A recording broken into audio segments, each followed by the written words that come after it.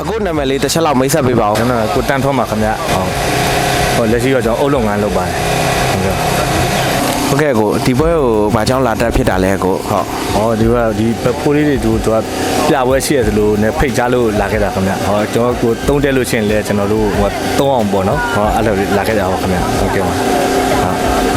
ဟုတ်အခုကျွန်တော်တို့ဒီ Kubota GPS ကုမ္ပဏီအနေနဲ့ဒီ Kubota Mini Portfolio ကိုပေါ့အာမခံအနေနဲ့က2နှစ်ဒါမှမဟုတ်နိုင်4000ပေးထားတယ်ပေါ့နော်အဲ့ပေါ်မှာအခုရဲ့ဒီအမြင်လေးတစ်ချက်လောက်ပြောပြပေးပါအောင်ခင်ဗျ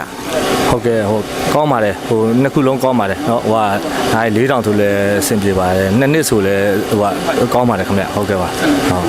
ကျွန်တော်ပို့ပြီးတော့စိတ်ဖြစ်တာပေါ့ကျွန်တော်တို့ဟိုတုံးရတဲ့လူတွေကတော့ဟုတ်ကဲ့ပါခင်ဗျကျေးဇူးပါခင်ဗျ